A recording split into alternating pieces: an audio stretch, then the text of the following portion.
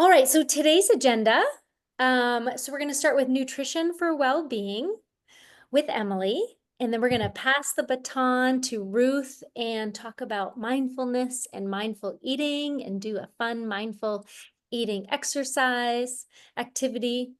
And then Ruth's going to pass the baton to me and talk about my favorite topic, and that is movement, all types of movement, and how movement is medicine. And then we'll finish with a gentle seated stretch and maybe some breath work.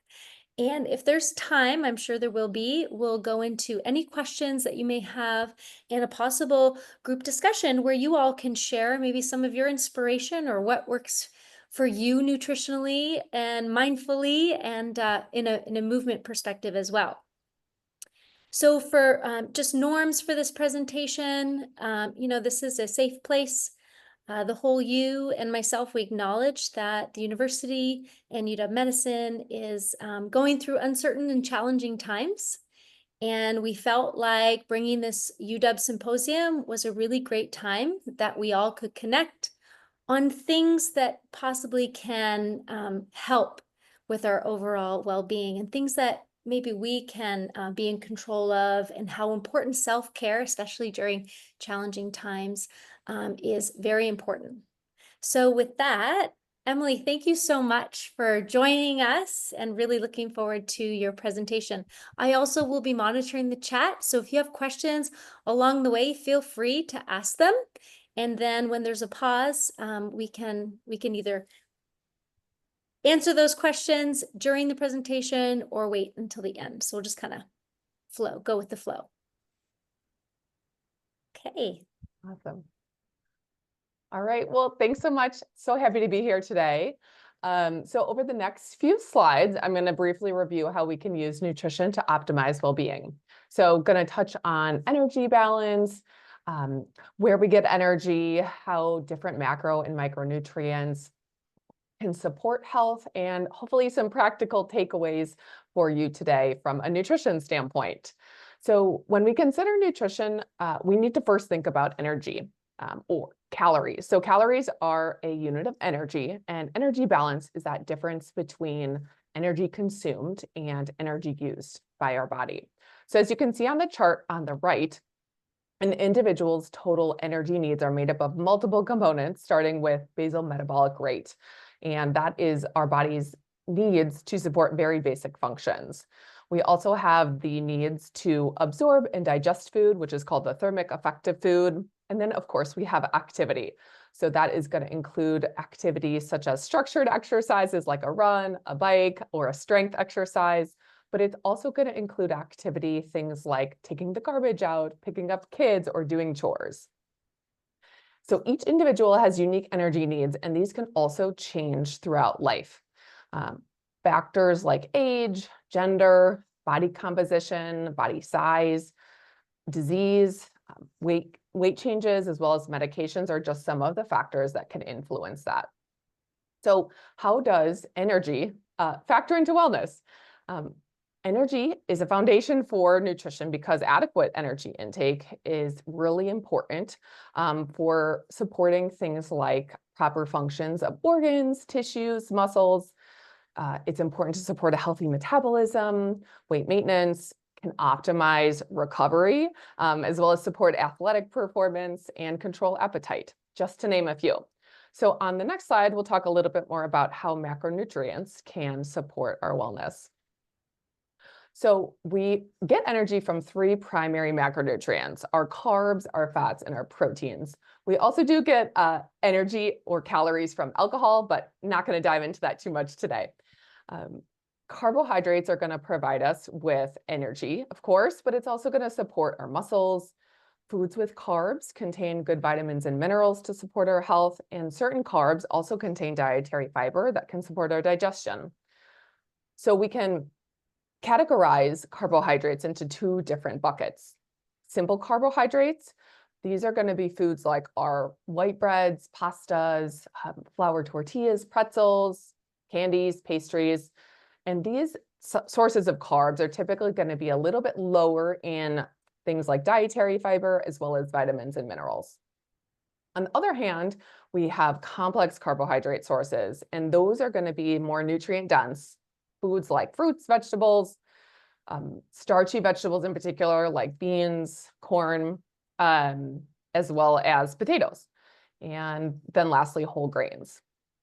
Our next macronutrient is going to be protein. So once again, that's going to be a source of calories, but it's also a primary building block for muscles, as well as cells. It supports our immunity, good for digestion, fluid balance, and satiety.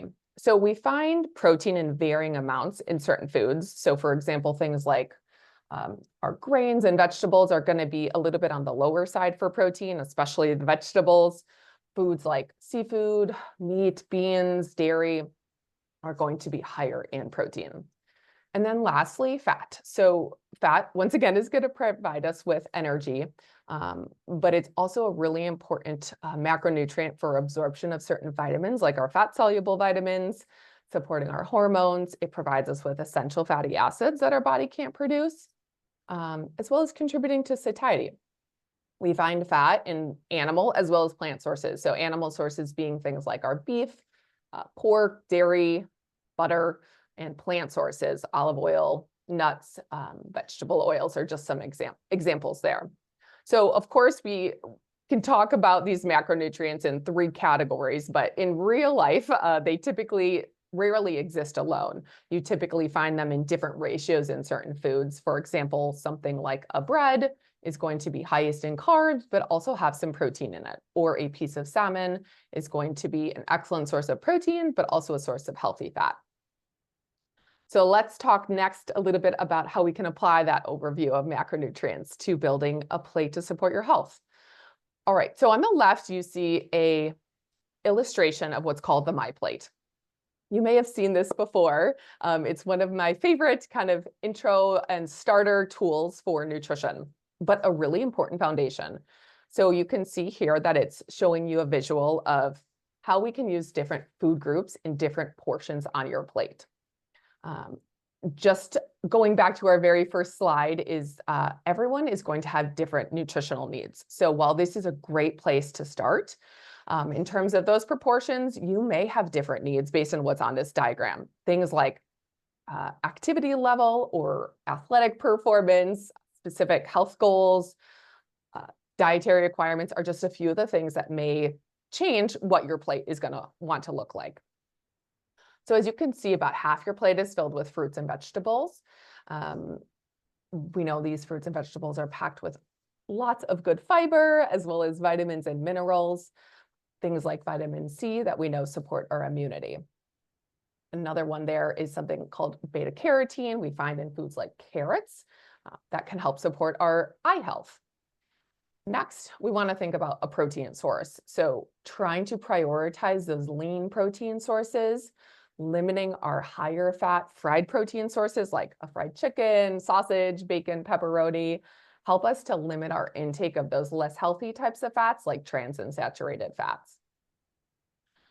And then finally, carbohydrate sources. We want to try to prioritize getting most of our carbs from our whole grain sources.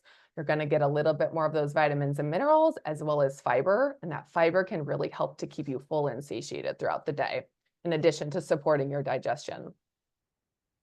And then fat. We talked about fat on the last slide. Fat is a macronutrient that you typically don't always need to intentionally add to your plate. Oftentimes it sneaks its way in there, but you do want to keep in mind your fat sources. We want to try to cook with those healthy types of fats like olive oil or vegetable oils. Adding things like our nuts, seeds, avocados are also great ways to include some of those healthy fats in your diet. On our next slide, we're going to dive into a little bit more micronutrients. So there are lots of micronutrients, too many to review in just a few minutes. So we're really going to talk about kind of the high points of why micronutrients are important. Micronutrients include things like vitamins and minerals. Some are essential for health, but we also have things like phytonutrients and antioxidants that are definitely beneficial for our health, but may not be quite as essential. They support a wide variety of functions, things like proper growth and development, energy and metabolism, bone health, muscle function, nerve, oxygen transportation. To give you an example here, something called vitamin B12 we find in foods like fish, shellfish, uh, some fortified products, and it's really important for red blood cell formation. So here are some strategies on the right of it's kind of hard to track all the micronutrients that we need. So instead, let's think about a few simple strategies that are going to help you get a wide variety of nutrients in your diet. So starting off with prioritizing whole nutrient dense foods. Next, consider building a meal that comprises of multiple of those food groups that we reviewed on that last slide. You also want to think about including a variety within those food groups. So trying to include a variety of protein sources, not just eating chicken all the time, adding things like fish and seafood, plant-based protein sources in there as well. And then lastly, including a variety of colors on your plate. So we know that foods, for example, that are blue or purple in color typically are higher in things called anthocyanins. And we know that that is something that can help support heart health. So think of eat the rainbow if you haven't heard that before. And then lastly, I think this is always kind of a good general nutrition tip whenever you're setting goals to improve your diet is make sure you're setting goals that feel sustainable for your lifestyle. It's going to really help with that consistency. And with that, I'll pass it back over to Ruth.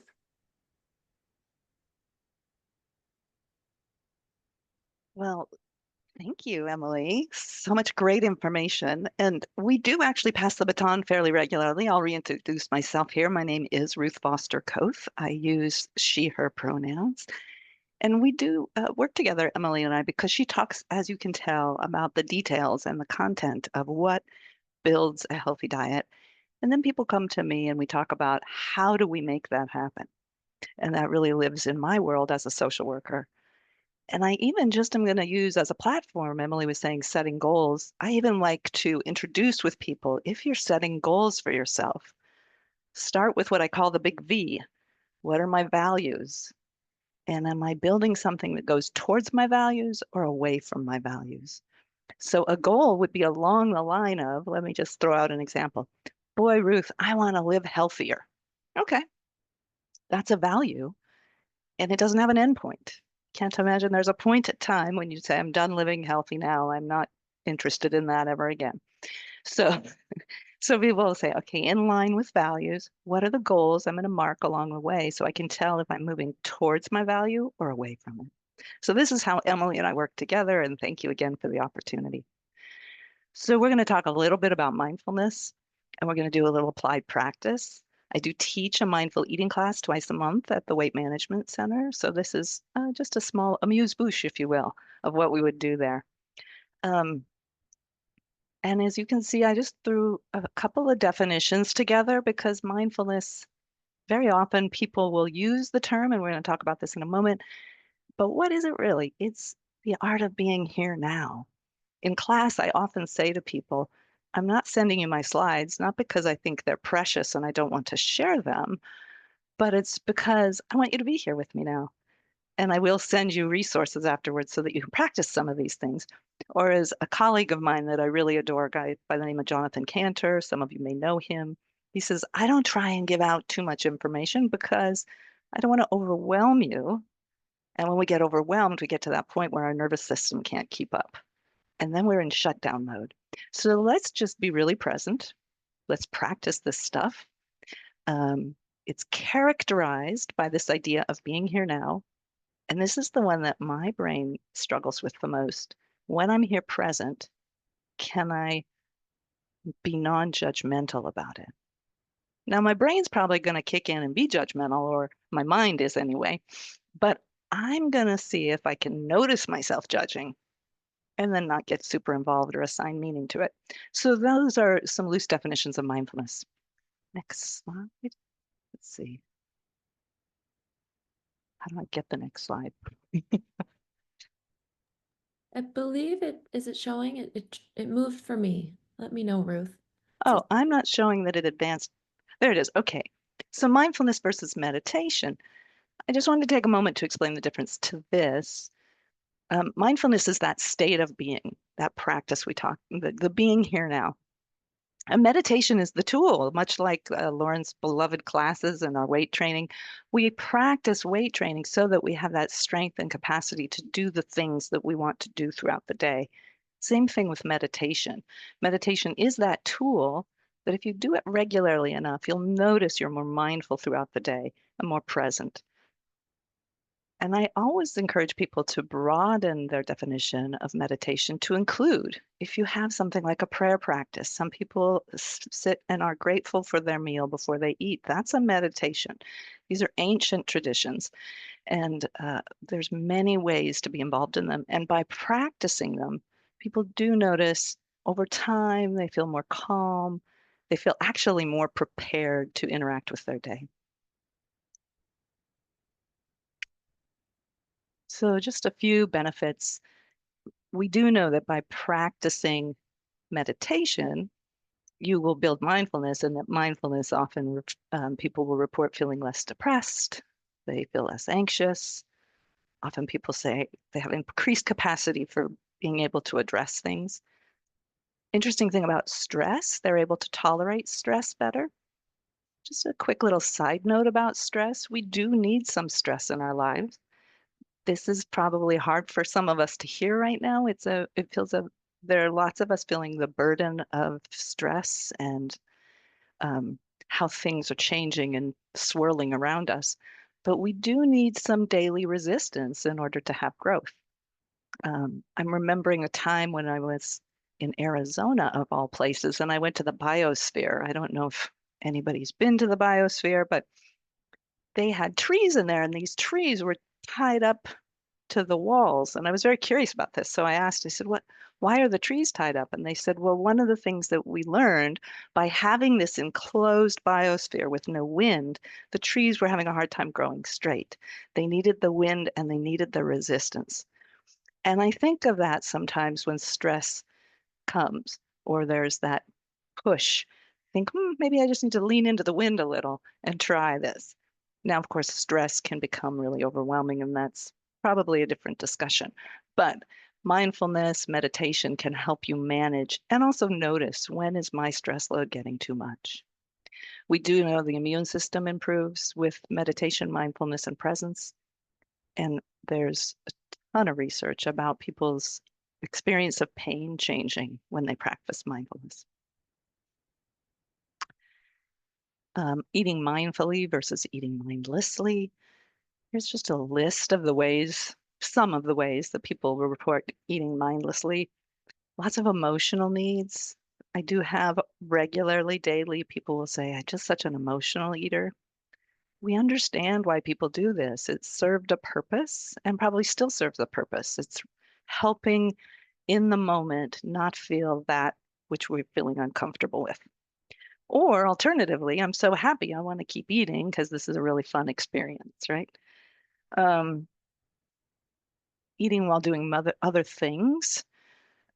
We've all been guilty of this. If you work at the university or in healthcare, you have had a moment where you had to eat and do something else at the same time. This is life. Eating while walking, driving, or texting. The first time this really stood out to me, I was much younger and I was in France and I was in a hurry to get to a museum. And the French, but I needed to have a little breakfast and I was trying to figure out, can I get my breakfast to go? And this wonderful French woman looked at me like, why would you do that? You sit down, you have your breakfast. This is a pretty breakfast, eat your breakfast, and then go do your thing. And this was kind of mind-boggling for me because I live in a world where if you can get breakfast on the go and keep going and keep producing, I'm sure you all can relate to this. Eating out of habit, eating while zoned out, and eating for cultural cues. We certainly run into this regularly where people feel that they need to eat because it's a cultural event or they don't want to upset Aunt Patty because she made a thing, and it goes on and on. But those could be mindless eating opportunities. So if we take that definition we saw on the first slide about mindfulness as originally defined by Jon Kabat-Zinn, and we apply it to eating, mindful eating includes paying attention to our food doing it very intentionally, right now, and without judgment. This is one of the hardest things for my clients, is to do things without judgment. And by shifting this focus of how things are happening in the body and this full experience, many of my clients say they feel better. And in fact, they'll say it's pretty simple, but it's hard to do. And part of that is the slowing down. I'm just going to be present and let my body catch up. So here are some benefits. Why do we do this? I like mindful eating for any number of reasons, but one is we're not going to give you a diet. This isn't eat it this way or don't eat it that way. Now, of course, there are many people who have elimination diets, allergies, etc. When it becomes a medical issue, that's something separate.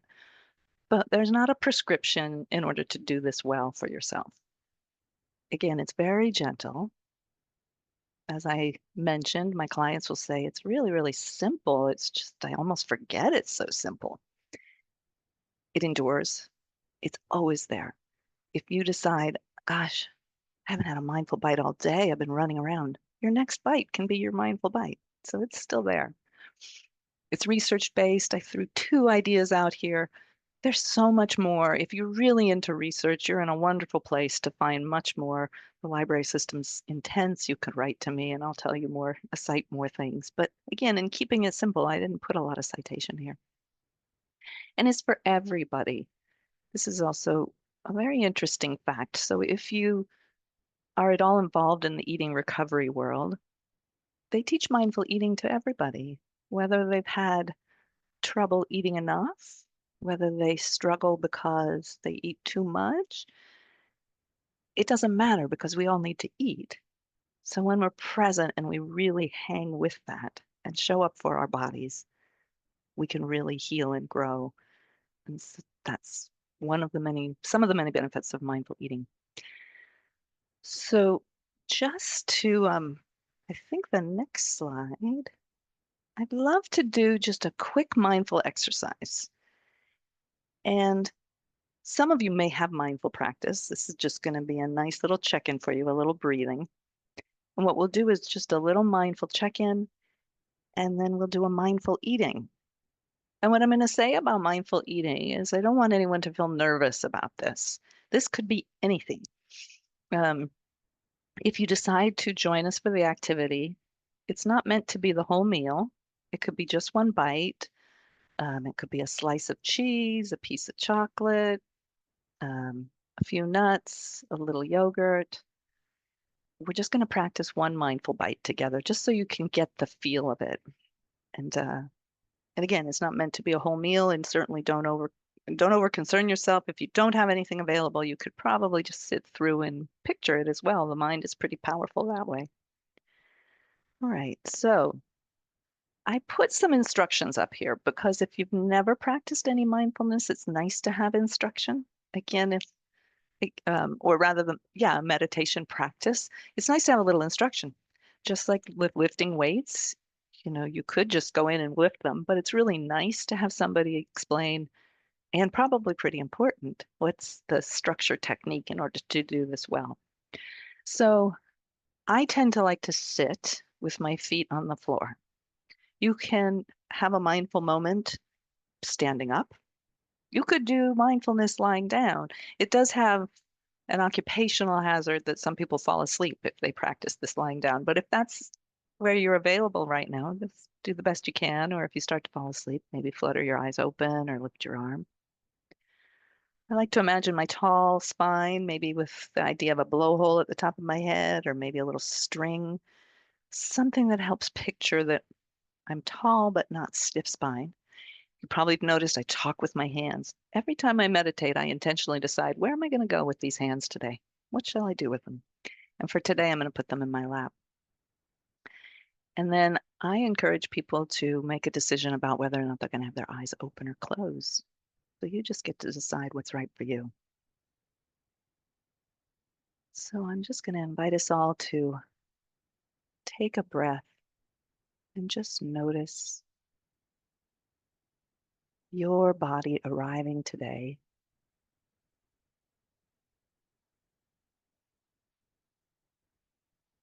And perhaps it's been a busy day, and this is the first moment you've had to just notice your body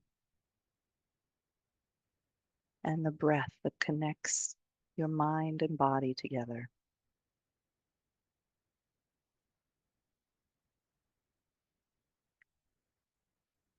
And as you enter this stillness, you may notice that your brain has all kinds of thoughts that it's working on. And when this happens, the instructions are really pretty simple. First, we honor that the brain is working and that the mind is narrating. And we kind of look at it, we say, oh, there you are. And then we come right back to the body.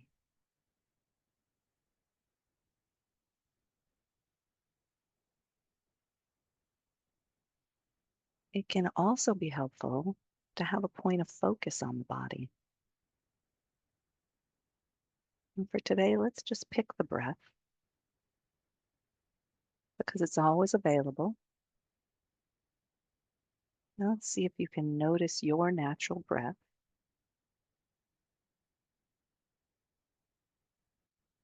Rising and falling.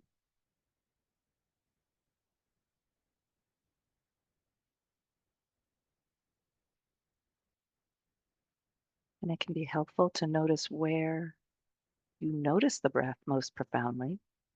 Give you a few ideas of where it can show up. For some of us, it might show up at the tip of the nose or the upper lip with a cool inhale and a warm exhale.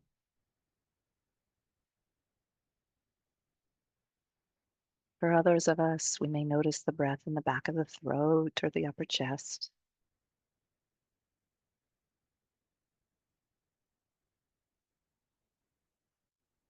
And yet others of us might notice the breath deep down in the belly, or what's referred to as diaphragmatic breathing. But all this to say there's no wrong or right way to breathe. Your body knows how to breathe itself.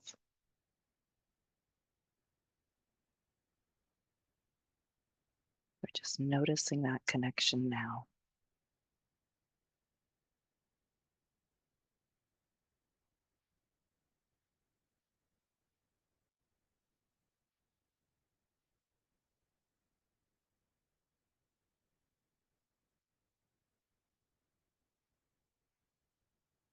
And again, any time that we might notice that the mind has pulled us away, or is narrating or judging, we acknowledge it. Maybe say, hi, mind. Come on back. We're noticing the breath. And you come on back.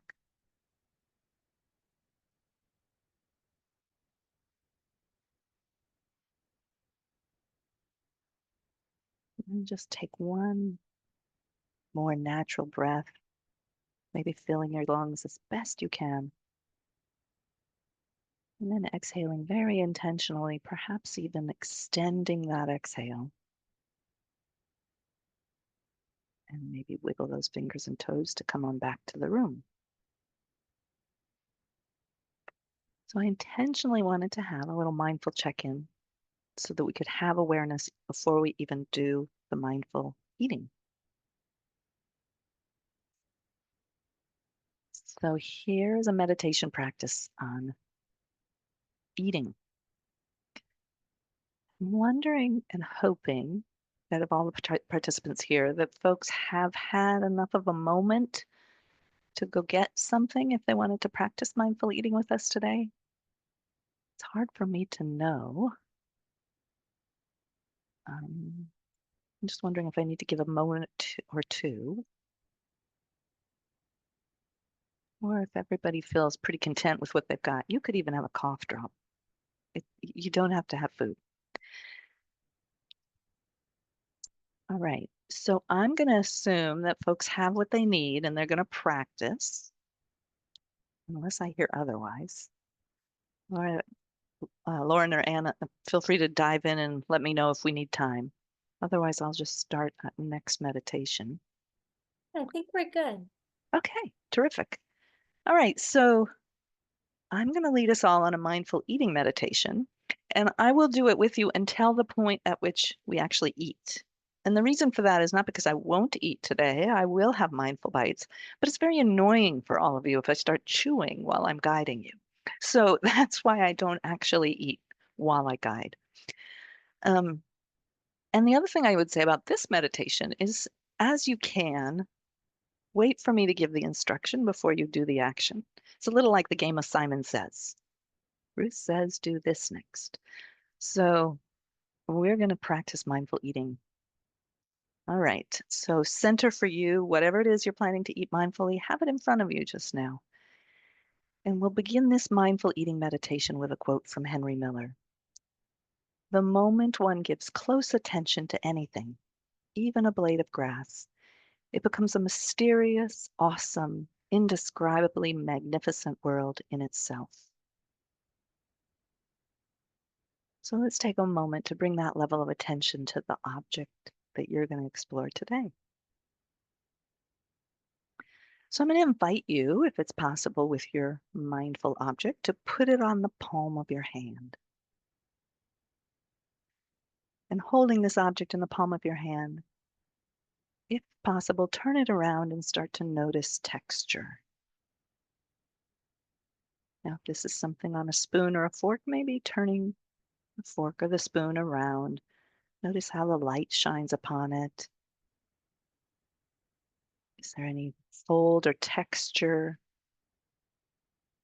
Notice if anything is responding in your body. Are you noticing any salivation in your mouth? Are you noticing grumbling in the tummy? Is the busy mind kicking in? And in fact, if the busy mind starts to do things like, "Ugh, this is silly. How will this help me? I don't like this lady's voice," we just say, there's my brain kicking in. We just notice it and we come right back to noticing the object on the palm of your hand. And now, as possible, bring that object right under your nose and take a deep inhale. See if you can get the smell of it. And now, as possible, bring the object over to your ear, maybe turning it around. Does it have any sound? Again, we're noticing the whole body. Is anything else happening in the body as you do this? And now we bring that object to your lower lip without putting it in your mouth. And right here, we have a moment of gratitude. If your arm did that without you having to think about it, you have something to be very grateful for. There are people today who are relearning that or cannot do that for whatever reason. So gratitude for your body. And now, without biting down, see if you can place the object into your mouth and on your tongue. Just notice it.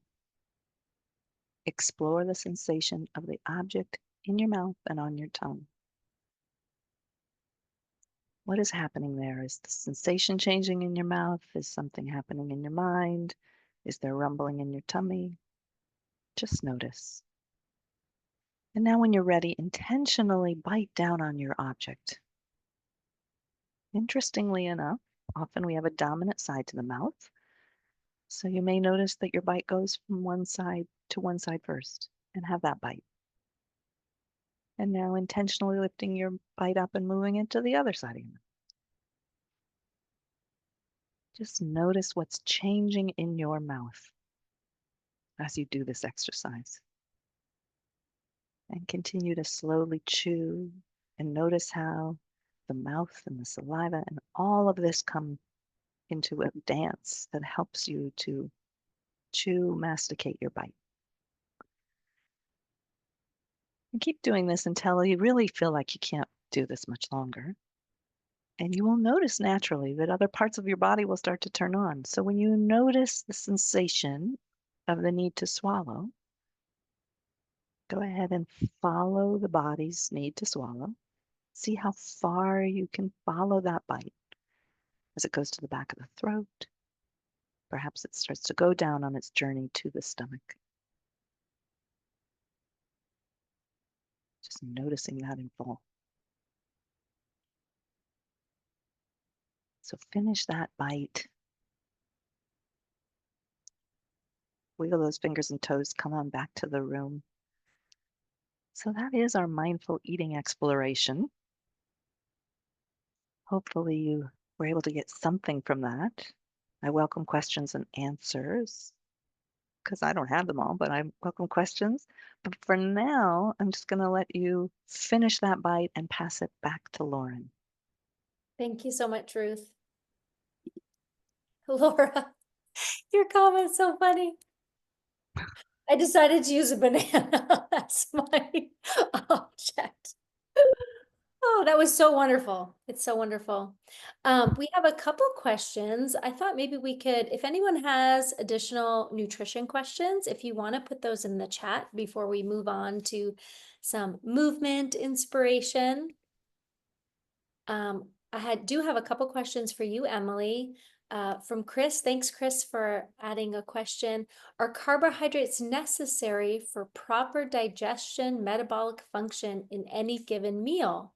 I usually omit carbohydrates in my last meal of the day. Oh, awesome question. I would say on an overall basis, carbohydrates are an essential part of a balanced diet, but you don't need to be having them at every meal. I think that sometimes we think of carbs as only like a serving of pasta or rice, but you may be getting some roasted veggies that have a little bit of sweet potatoes, a little bit of carbs in your broccoli, or in any dairy food. So it doesn't have to be at every single meal. That'll really boil down to what your body needs. I think some things to consider are if you are noticing you're feeling a little bit low on energy, or having a hard time recovering after a workout, those may be times where you could try problem solving and trying including carbs in different meals and seeing if you notice any different. I think that's one of my favorite things about nutrition is you can try a couple different things to figure out a nutrition strategy that works well for you. Great. Question 2 from Anne. Thanks, Anne. How important are pickled foods in a diet? Are they reducing the nutritional quality of the vegetable, like onions or cabbage, or do they increase the nutritional quality? Oh, awesome question. I love pickled foods. I would say nothing comes to mind that it would be significantly decreasing the nutritional quality in the process of pickling. If anything, that maybe would be slightly higher in terms of nutritional volume if you're looking at weight, because pickling is typically drawing out a little bit of water from the food. So there may be some very minor differences. If you're considering more fermented types of foods, things like kimchi or sauerkraut, those are going to have a little bit more of like probiotics that would be an addition beyond just comparing that to like a typical vegetable. So I would say generally pretty similar in terms of nutritional value for pickled foods. But definitely, I think if we're thinking of that as a way to add flavor to foods, like a grain bowl or a salad, in comparison to something that's maybe a little less or higher in calories, or maybe, things like mayo-based, I think that would be a great way to add a lot of flavor to a meal without a lot of calories. And just good for you. Great. Ruth, you're getting a lot of love in the chat. Oh, that's nice. Susan asks, are grains essential and are grain fasts harmful, Emily? Sure. So I think that would be referring to whole grains. Grains are going to have a lot of B vitamins in it. I think carbs in general can get a bad rep, unfortunately, but they definitely have a great place in a balanced diet. Excellent source of really good fiber, carbs, and those B vitamins I mentioned. So I do think it's an important component of a balanced diet is including a wide variety of grains. Of course, if you have any allergies or intolerances to those types of foods, definitely recommend working or connecting with a nutritional professional or a dietitian.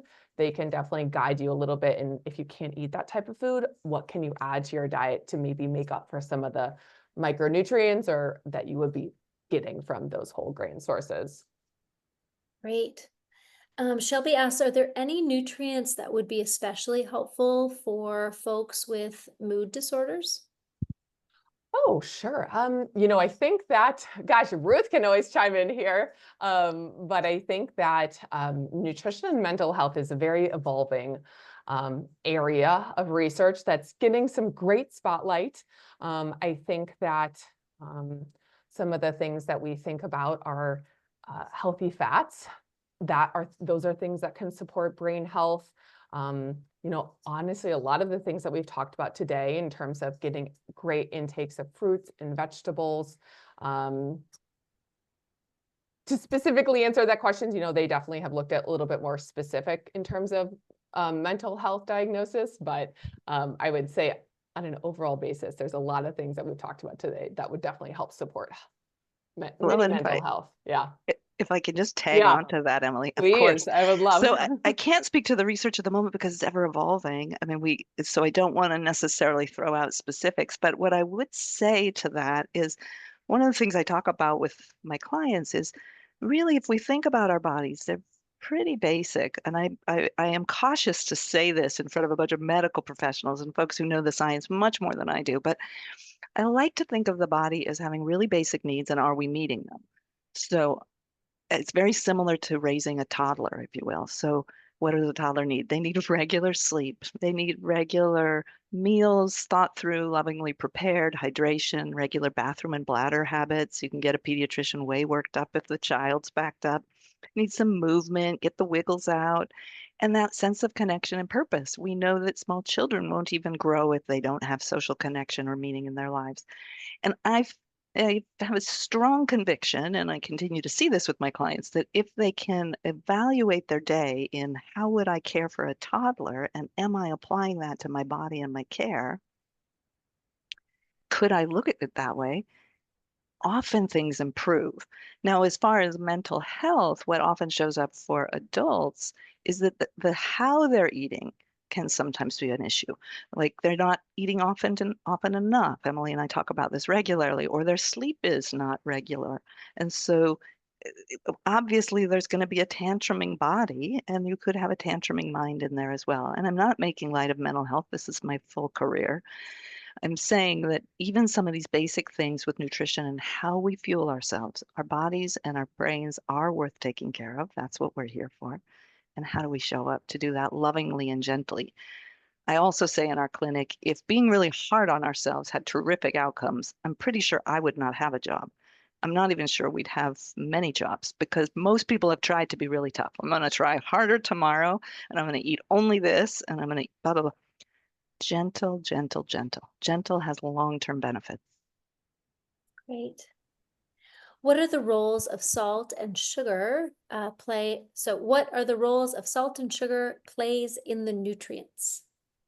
Sure. I would say that for sugar, I think especially, we can sometimes only think of nutrition as what is the potential nutritional value of food, but things like salt and sugar, they add taste to foods, right? And I think that's an important component when it comes to what are we selecting in terms of food. It's important to enjoy what we're eating while also balancing getting all of our nutrients in as well. So I think that salt, that's going to be important for things like fluid balance, muscle function, nerves, especially if you're someone that is sweating a lot in activity, you may need to be considering replacing your fluids with some electrolytes. If we're thinking about the standard American diet, there's a lot of more higher processed foods that are typically quite high in sodium. So it's a great thing to keep in mind, to be mindful of. And then with the sugar, that's going to be something I would say similar, is going to add some taste to foods. It's delicious, or chocolate that Ruth gave an example of for the mindful eating exercise. And it can, I think, in certain situations have a very specific role. Not going to add a lot of nutritional value. It's a carb source, but there are times where it's going to be a great option. If you are an endurance athlete, spending 2+ hours out running, a really simple carbohydrate like a sugary drink, actually something that could be beneficial. So individualized, I would say, but hopefully that helps to answer your question. Great. And then lastly, thanks, Jolynn. Any suggestions to help with feeling full? Sometimes my stomach feels super empty, even though I've eaten. It's a great Oh, question. yeah. Awesome. This is a question I get very often. I would say, kind of going back to some of the basics that we talked about in some of the earlier nutrition slides, thinking of first, how often are you eating and making sure you're getting adequate calories balanced throughout the day. For most people, that means every 3 to 5 hours eating.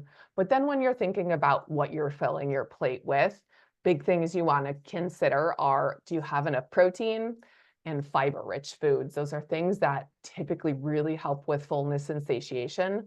Sometimes you can also look at that as a little bit of volume on your plate. We also eat with our eyes, so more volume on your plate can help to support that appetite management and satiation. And if I can just, again, Yes. just add in to see how we do this back and forth all the time. Yes. The how you eat is really important here too.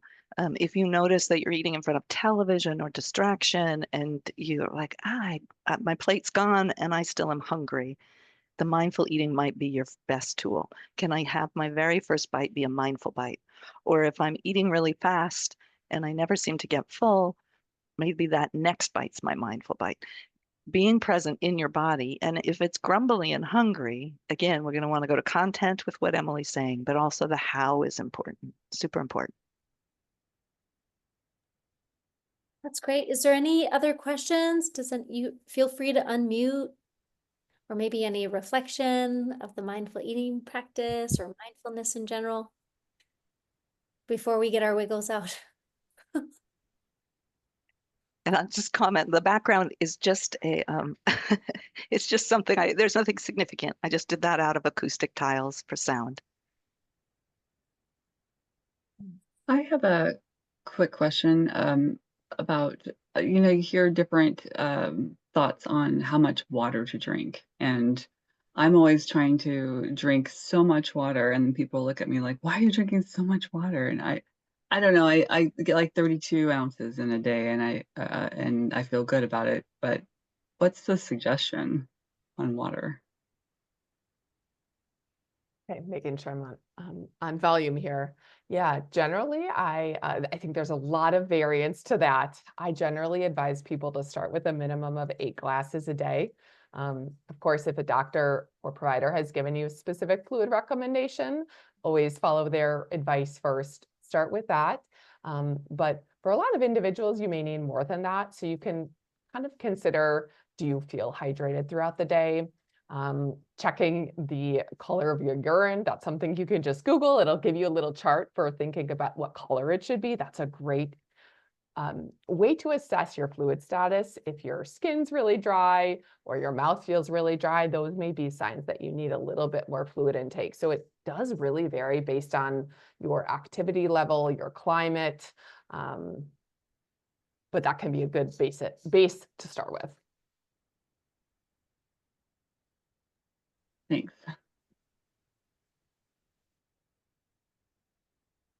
All right, let's move on to movement. So we were going to do, Anna's going to help me do a little exercise with everybody before we jump into the benefits. So we're going to use Menti. Thank you, Anna, for helping me with this. So if you want to participate, you can go ahead and grab your phone, or you can go to the website and enter the code.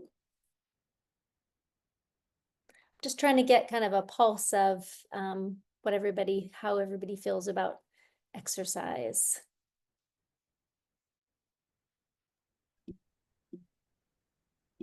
Once you get there, if you can go ahead, you'll see a little thumbs up.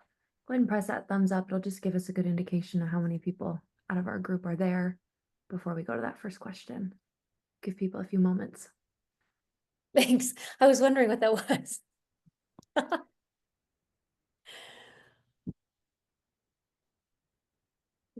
We'll get to maybe about halfway. And you can always, the code and the link will be on each slide. So if you're just in the middle of something right now and you need to join partway through, you'll be able to.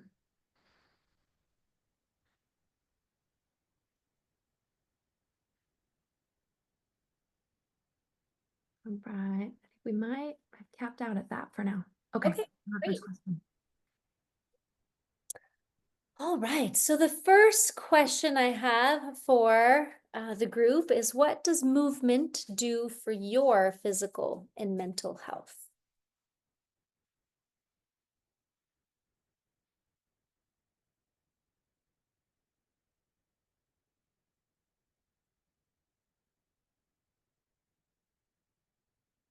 Walking. Okay, movement keeps me happy, gives me energy, relieves stress, keeps me grounded. Critical to my stress management, absolutely. I see a lot of stress. Frees space in my brain and body.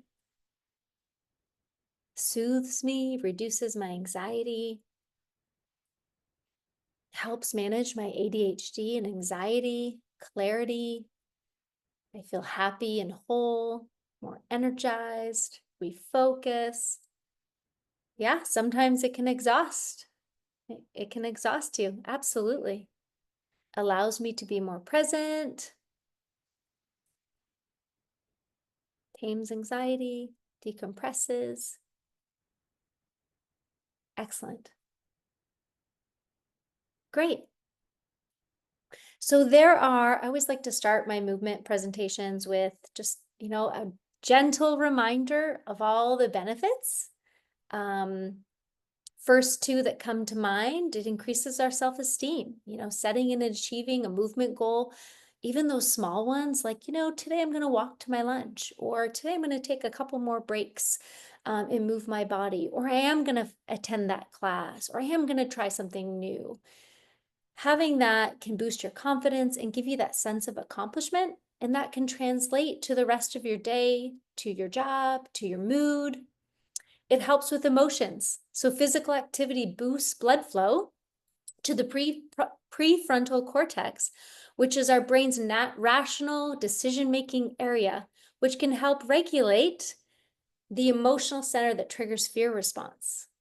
So movement really helps shift that process and helps us process worries a little bit more objectively.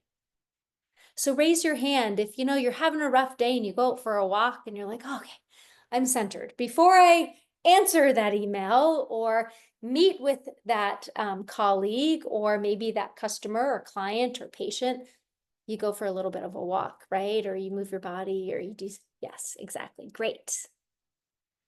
All right, next, there's many benefits.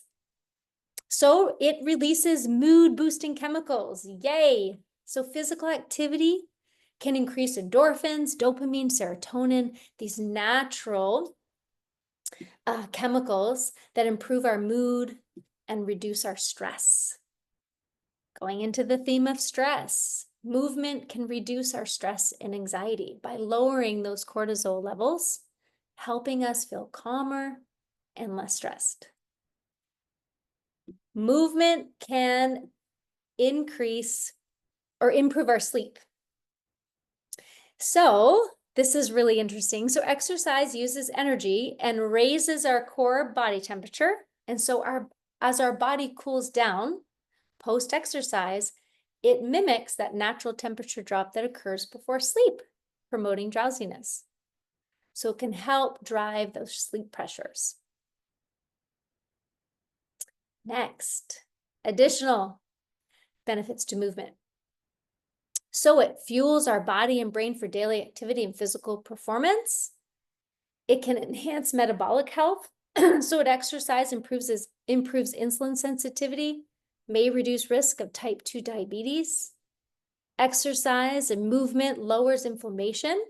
So it can help reduce chronic inflammation, which is a major contributor to age-related diseases. It can increase longevity-linked hormones, so it can promote the release of growth hormone, which supports cellular repair. It can boost our metabolism. And last but not least, it can increase our bone density. So lifting weights, Body weight movements can help improve the bone health, reducing the risks of fractures and osteoporosis. So we're going to go back. So just kind of to recap, there are many, many, many benefits of movement. Now there's many types of movement, and I'm going to start just like with that mindfulness practice, mindful eating, behavior change, little small movements that can create big impact. So question for everybody through Menti. Do you, be honest, take short breaks throughout your day to move? So this isn't your scheduled exercise before or after work or your lunch. During the day, do you typically take mini breaks, 5 minutes, 10 minutes to move? And movement could be anything. It could be a light walk, a light stretch, a chair yoga, going up and down the stairs, going around the block, going to grab coffee with a colleague. Okay, so it looks like a bunch of us don't. I get it. Yep, sit way too long at the computer.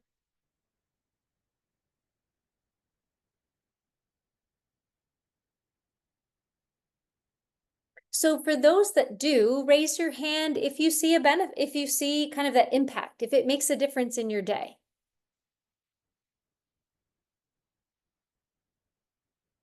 Yeah. So I'll give you a little tip that I do is I actually put it on my calendar. And in every well-being seminar or meeting that I've been in the last 2 weeks, seems like a lot of people do that as well. So that's kind of one trick what you can do is possibly put it on your calendar so that hopefully your colleagues won't book you during that time. All right, we'll go back to our slide. Okay, so a couple tips. Scheduling a mini moving break could be standing up, walking around, do a few desk exercises. And this type of movement is going to boost your energy and sharpen your focus. If you don't believe me, I dare you to try it tomorrow, Friday, or possibly next week. So I am a numbers person. I like to see the small impact, how it can make the big, larger impact in behavior change. So in our 7 to 10 hour workday, I understand we're all different. Finding 5 minutes of movement every 90 minutes actually adds up to 25 minutes a day of physical activity. Or if you could find 10 minutes of movement every 3 hours, that'll give you 30 minutes a day. Also, if you do have a lunch break, and I acknowledge that we all don't have that luxury or privilege of that longer period of time or that flexible schedule, but if you do have a lunch break, maybe possibly make it a moving lunch break, like walk to pick up your lunch, or shorten the time. So you have your lunch and then you do, a 10 to 15 minute walk or movement after you eat. Jack, do you have a question? Okay. Just gonna look in the chat here. Oh, I love that question, Susan. So what's my take on standing desks or sit stand?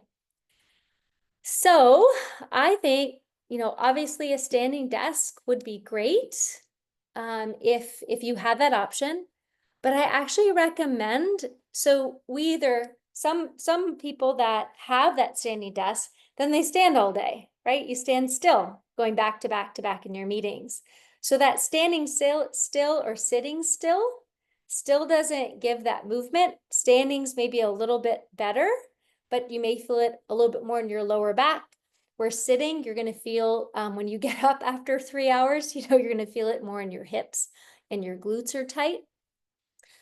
So I think a standing desk is great if you can have it, but I still recommend trying to get out and about, every hour to 90 minutes.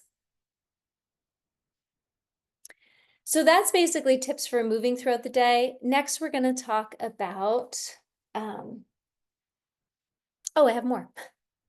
All right, raise your hand if you start your morning with your phone. Oh, it's my son.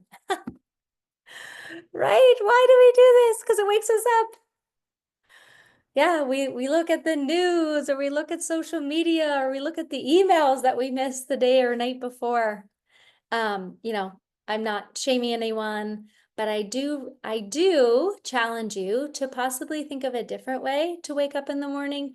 Maybe it's, your alarm goes off with your phone, turn that alarm off, wake up, and try to move about and do maybe a 5-minute stretch when you first wake up.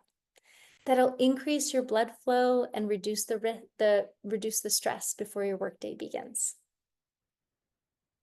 Meetings, raise your hand if, post-COVID, you are back-to-back on Zoom or Teams, back-to-back meetings. There is no window for us to walk across campus, right?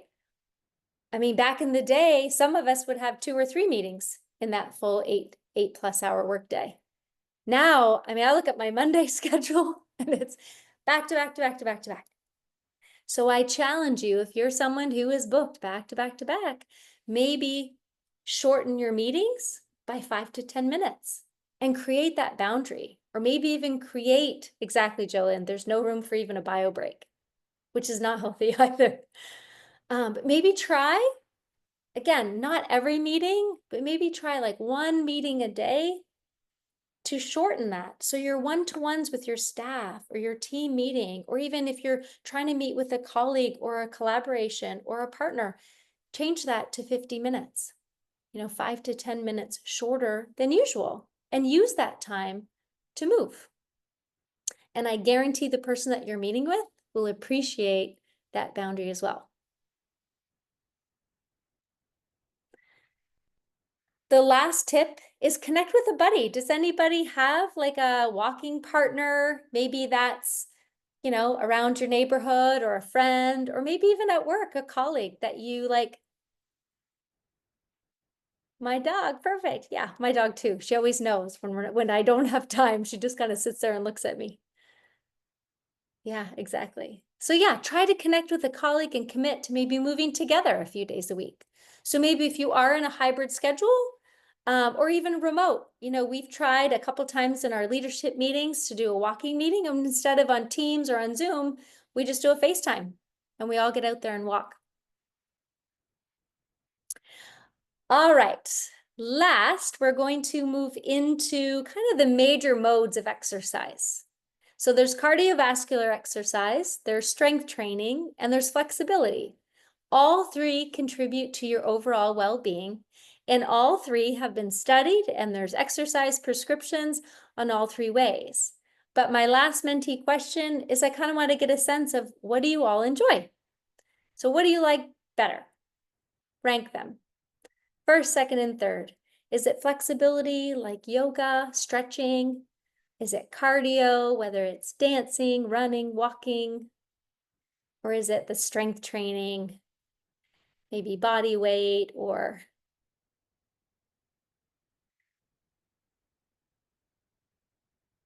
okay, flexibility is moving. Strength training's third, what? Okay, well, I'm gonna market our weight training class, Ruth. Awesome. All 3 have great benefits. Does anyone want to tell us why? Like why would you pick cardio? Or why would you pick strength training? Or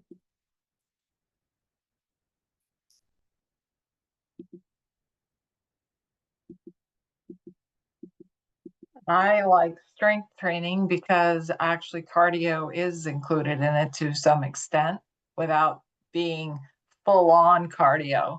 So it helps I can feel more balanced having strength training, and then incorporating some cardio like you do to us in our weight training class, Lauren.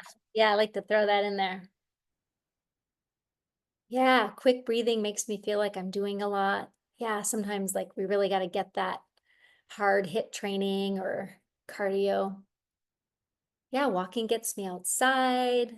I feel more relaxed after cardio, but strongest and more capable after strength. Strength training, feeling strong and balanced. I love to dance. Yeah, you definitely want to do things that you love and things that maybe you don't like, but you know you're perfectly capable of doing. Flexibility feels good. Yeah, cardio can feel painful. The runner's high. Excellent endurance. Yeah, Marissa, absolutely. Getting older and we lose our muscle. Yeah, flexibility makes us feel more relaxed, balanced. And Faith, you like to get outside. Excellent. So I'm just going to go through before we move together a little bit and I can answer any questions. You know, I always say, and I believe this about nutrition too, exercise is a science, and most exercise physiologists go through their masters. I have my master's in exercise physiology, and over the years, and the more we learned about special populations in university and in our training, it's also an art, right? It all depends on how your body is built, your lifestyle, whether you have, you know, 2 jobs and possibly children, or, you know, it all depends on where you are. Our age, exercise prescriptions can change, what's better, what's not. But I'm going to go through just kind of the basics. So if you're not here yet, that is okay. This is just basically why it's important and how much should you be doing it. Similar to what nourishes our body nutritionally, this is the type of prescription that nourishes our movement to prevent cardiovascular disease and just overall heart health. So cardiovascular exercise, like I said, is essential for heart health, weight management, if that's a goal, and just overall fitness. So the prescription is that we need to get to a point where we are performing at least 150 minutes of moderate intensity, like brisk walking, cycling, swimming, hiking, of aerobic activity per week. Or 75 minutes of vigorous intensity aerobic activity per week, like running, fast-paced aerobics, maybe like a dance class or a cycle bar or something that's vigorous. That is not necessary. But you can, if you're someone who likes, like one of you had mentioned, you like that feeling that you've, you know, really done something strenuous, you actually don't have to do it so long. So you can kind of bring that amount of time down to 75 minutes a week. I like to kind of dabble in both. I'm someone who believes in variety. So I always throw a long walk in there and then maybe an interval type exercise a couple days a week as well. I like to walk, I like to run, and I love swimming when it's nice weather. So ideally for duration, aim for about 30 minutes, 5 days a week, or 25 minutes, 3 days a week. And that's, again, this is not, if you're not there, right? You start small. If you're like, I have not scheduled exercise, Lauren, in years, and that's okay. So you can start with maybe for 5 days a week, try 10 minutes, right? And then the next week, build on, add 5 more minutes. And then the next week, add another 5 minutes until you get to that 30 minutes a day. Yeah, that's a great comment. Can walking in place? Absolutely. That's like is it Les Mills? Remember, like that was like a big exercise phase. I remember we used to rent those videos out at Duke. Absolutely, you're moving. Now, walking in place, Marcia may not train you for, you know, the 5K record in Seattle, but it definitely has great benefit. All right, next slide. And I'll get to some other questions after. Strength training. So many benefits of strength training. So strength training is important for maintaining our muscle. So after the age of 30, I'm sorry to say, every 10 years, we can potentially lose about 10%. Our muscles atrophy, so they can get smaller. And then it's hard to keep them. Overall metabolic health, right? The more muscle we have, it can kind of keep our metabolism healthy. It's fantastic for your bones. So it actually, when you strength train, you kind of bend your bone and then it keeps it growing and strong. And then just overall functional fitness. When you strength train, right, it helps prevent, raise your hand if you've ever like just turned the wrong way and you're like, oh, my back, right? Or bent the wrong way, or getting up and down from the ground when, a few years ago it was no problem. And then you get down to play with kids or grandkids or any children, and then you jump back up. It's much harder. So getting back into weight training is never too late. We can build your muscle, you nourish with good food, and then you'll feel stronger every week. So frequency. Just a standard, again, strength training comes in all shapes and sizes. As far as prescriptions, again, find something that works for you and eventually get to that goal of 2 to 3 days per week. So you definitely want to include all major muscle groups. Some people like to do certain muscles for the whole session, and then the next day they do a different muscle. That is okay too. It just depends on your goals.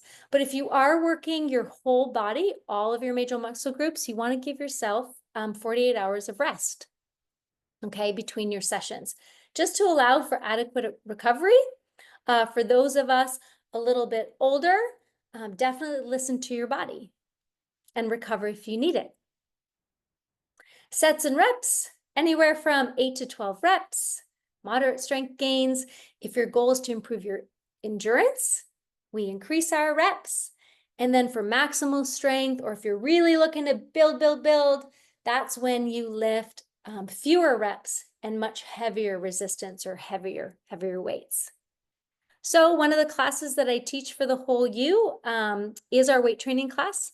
And I teach every Tuesday and Thursday, bright and early in the morning. And one day we do light weights, high reps. And the other days we do moderate weight and lower reps, just to add a little variety. Thank you. All right, last, and then I'll answer some of the questions. The last slide, we're going to talk about flexibility. So flexibility is essential for joint mobility, injury prevention, and just overall movement and efficiency. And it just makes us feel really good. So stretching exercises should be done 2 to 3 days per week. There's many types of stretching. So a static stretch is when you hold, right, different stretches, hamstrings, quadriceps, calves, back, arms, all your major muscle groups. Usually static stretching is done after you exercise, so after you do your cardio or your strength. And then dynamic stretching is kind of performing controlled movements that take the body through a full range of motion, like leg swings, arm circles, torso twists, and those are usually done before your workout. So again, just to reiterate, before you work out, you want to do some kind of twists and circles and lunges and some leg swings to kind of get things moving. Then you do the workout, and then you finish with your static stretching because you're already warmed up. And then last but not least, yoga and Pilates. Raise your hand if you're a yogi or new to yoga. Took me a while, but I'm getting there. I definitely can't teach, nor do I try to be an instructor, but yoga is life-changing. Life-changing. Sometimes after a hard day, all we need is a yoga class. And guess what? The whole U's got you. We've got a ton of yoga partners that we have recorded our sessions and classes, anywhere from gentle yoga to, kind of hardcore yoga. You name it, it is on our Whole You YouTube channel. So let me look. I'm visual. So instead of somebody reading them to me, I will need to read them myself.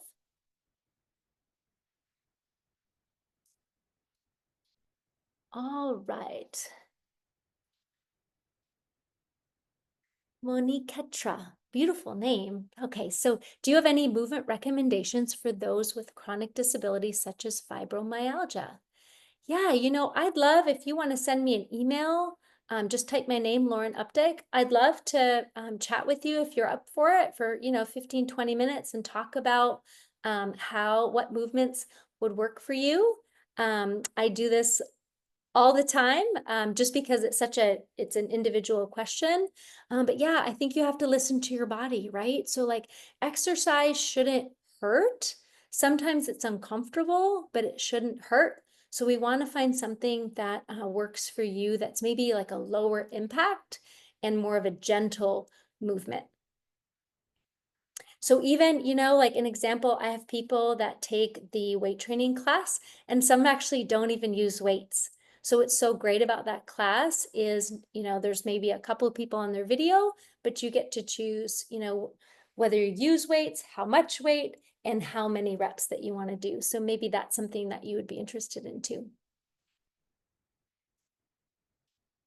So what kinds of activities could be considered strength training? So aside from weightlifting, yeah, it's a really great question. So it just depends. Like if you're someone that's outside a lot, or you do like home chores outside, like landscaping, my husband doesn't do any weight training, but when he's able to, he's out in the yard and like moving the rocks and pulling the weeds and moving the wheelbarrow or moving the wood. But other activities with strength training, you could do body weight, strength, like air squats and push-ups and lunges. But usually you need that resistance for it to be considered strength training. You could do water aerobics, like resistance in a pool is a really great form of low impact strength training. Awesome. Yeah, so Anna put our YouTube videos in the chat. Let's see. Yeah, Doug, definitely. So recommendations regarding number of sets and percent of maximum weight for those 60 and over. Yeah, I mean, I would probably recommend, 1 day of the lightweight high reps. And then as far as percentage of maximum weight, so that's super individual. So that's probably something, Doug, that maybe if you wanted to talk to me for 15 minutes, I'm happy to schedule a Zoom call or a walking call. Happy to talk to you on the phone about that. But yeah, so so in order to stay strong, we kind of go in maintenance mode, right? Like in the weight training class, usually a moderate to heavy weight would be anywhere from 8 to 20 pounds. We typically don't go over 20-pound dumbbells. Let's see.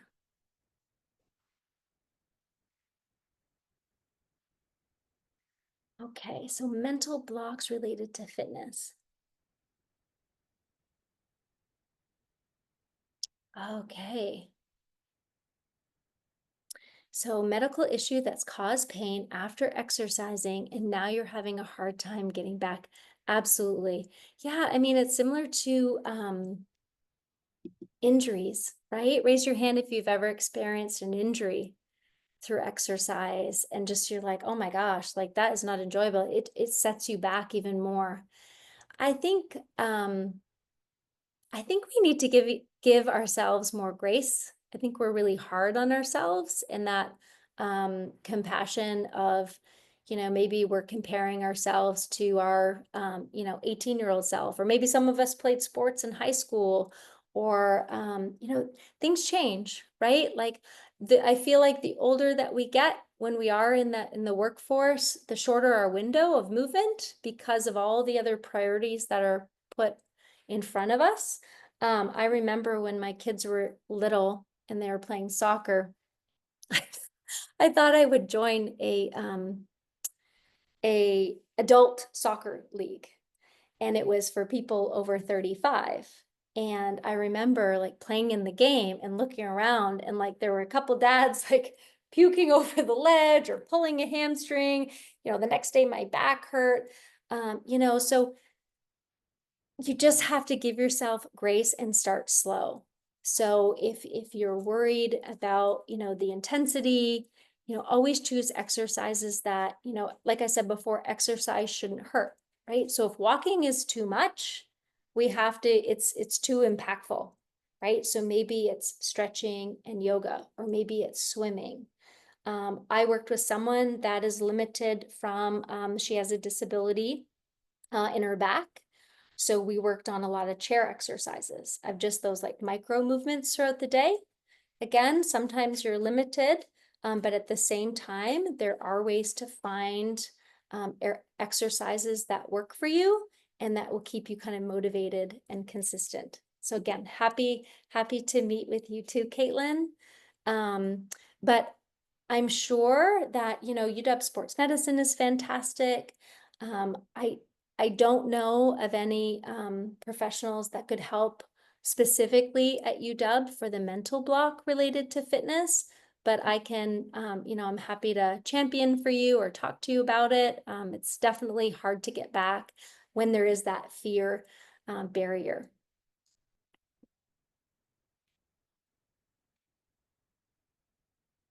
You bet. Yeah, just personally, my sister actually was diagnosed with Lyme's disease, and that is something that she really struggles with. She used to be an avid exerciser, and no matter how much she limits her exercise or tries new things, every time it never fails. Every time she exercises, she's in absolute agony. So she found she finds that warm baths and sauna before and after exercise really help. So that could help.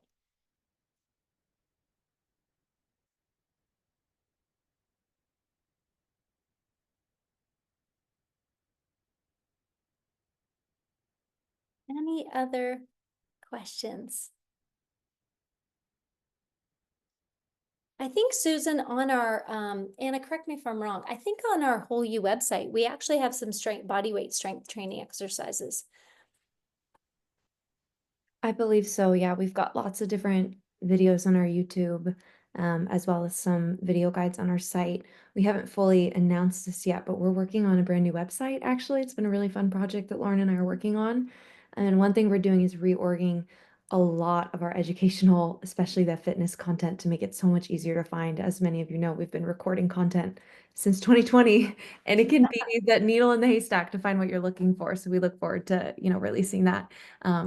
Hopefully in the fall. So stay tuned on that. But we can definitely maybe put together a little package of navigating all of our well-being resources when it comes to fitness, because I know a lot of you have attended a class and maybe want to attend again.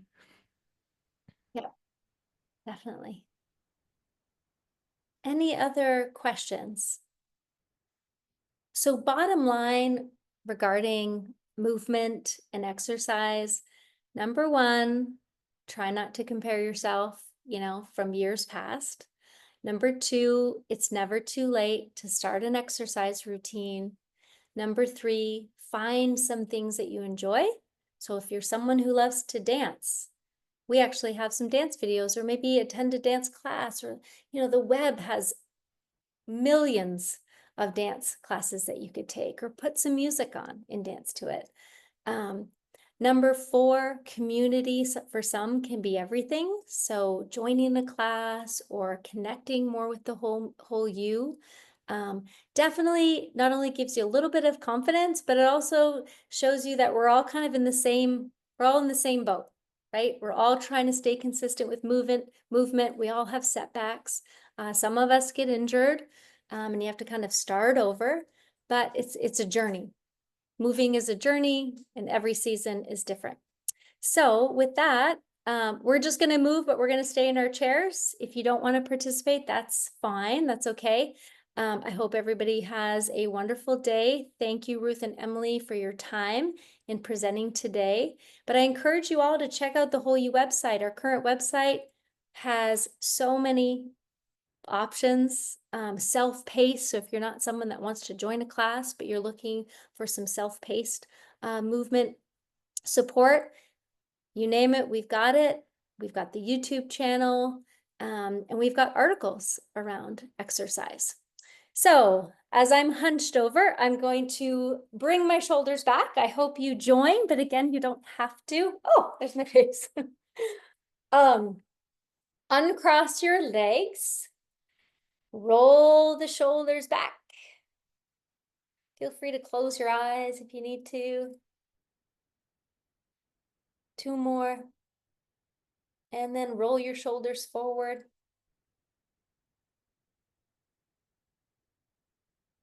And then back to the center. Bring your right ear towards your right shoulder. If you need some help, go ahead and grab your head and bring it down, and then maybe drop your chin down. And then bring it up, and then switch sides.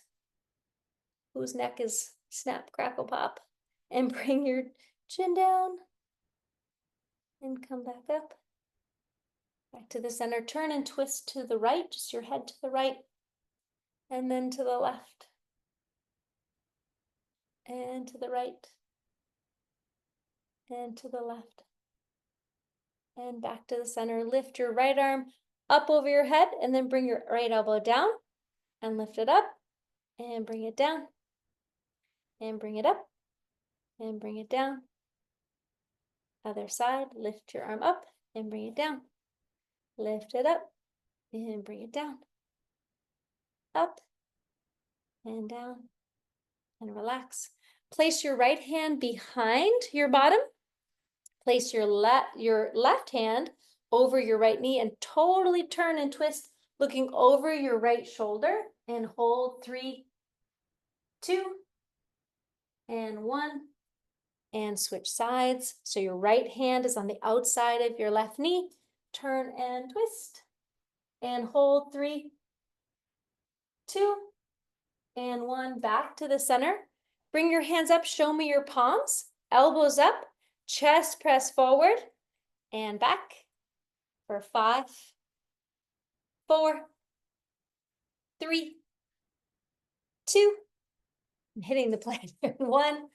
Okay, and then bring your elbows up, bring your elbows back, 5, 4, 3, 2, and 1. Extend your arms. Tap yourself on the shoulder and extend. 5, 4, 3, 2, and 1. Hold it up, straighten out your arms, drop your shoulders down, and just pulse your palms facing the ceiling. 5, 4, 3, 2, and 1. Palms down.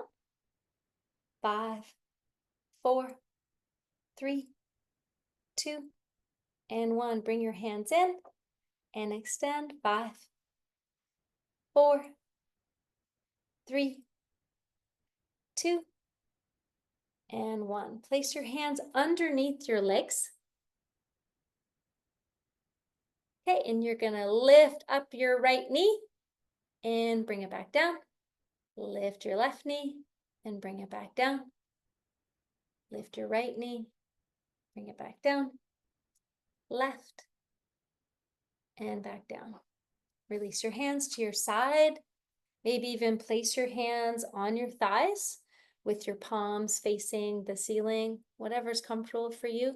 Shake out your shoulders. Close your eyes. Take a deep breath in. Breathe in through your nose and hold it. And then exhale nice and loud through your mouth.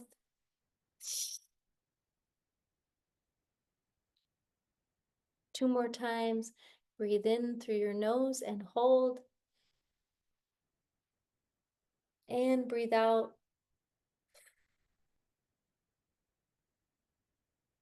Last time, breathe in positivity for the rest of your afternoon. Amazing job taking some time to learn about how to take care of our bodies. And hold. And then exhale, letting go of any negativity from yesterday or today.